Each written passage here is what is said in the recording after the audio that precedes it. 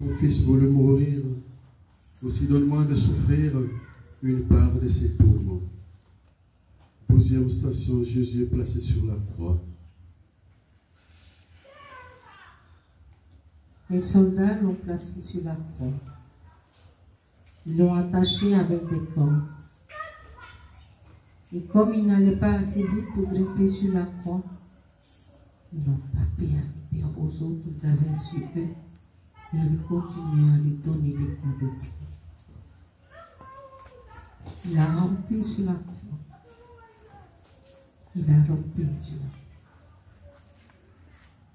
Il s'est mis sur le ventre. Et un soldat s'est approché de lui. Et du bout de sa lance, la terre se retourne. Et comme il avait tellement de plaies, le soldat a décidé pour le tuer.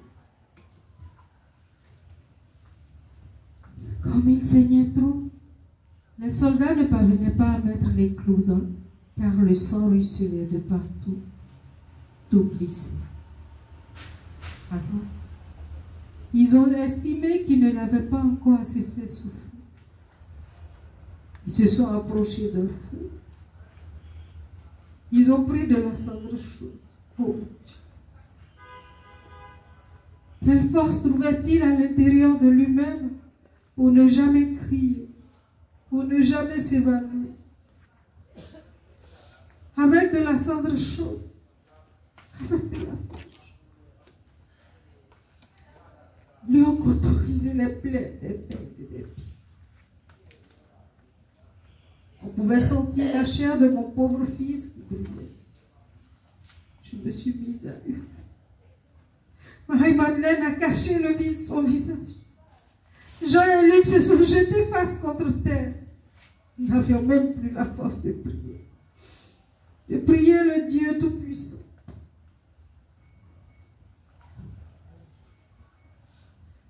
Quand j'ai de nouveau regardé le Seigneur,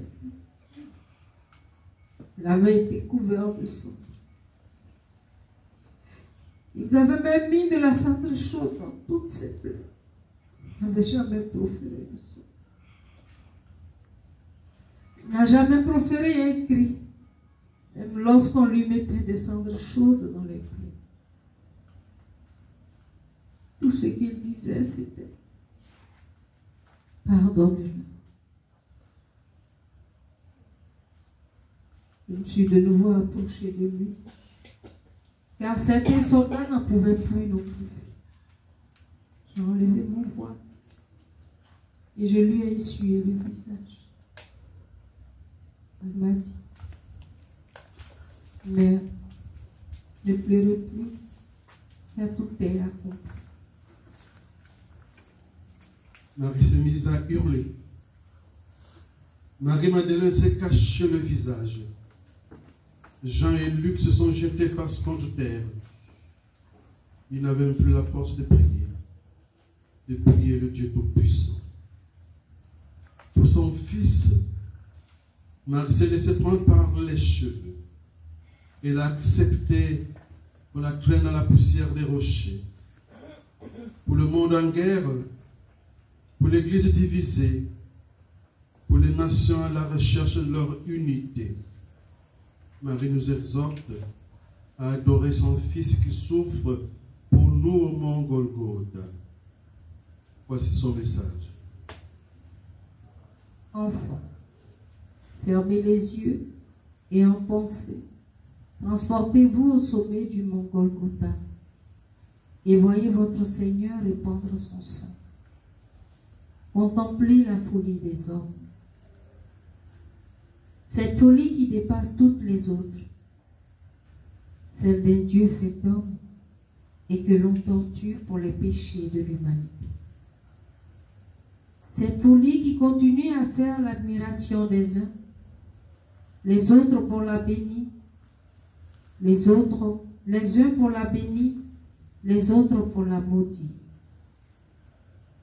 Moi, sa mère, au pied de la croix, je suis restée seule face à ses souffrances. À son Père, je me suis offerte et il a fait de moi la co-rédemptrice, la médiatrice universelle, la mère des hommes. Et c'est en tant que mère que je vous invite à regarder sa divine face. Sa divine face défigurée, ensanglantée, tuméfiée, couverte de crachats. Mon fils Jésus s'est lui-même fait victime, s'est fait lui-même victime pour la purification de vos âmes, pour vous racheter dans la vie éternelle.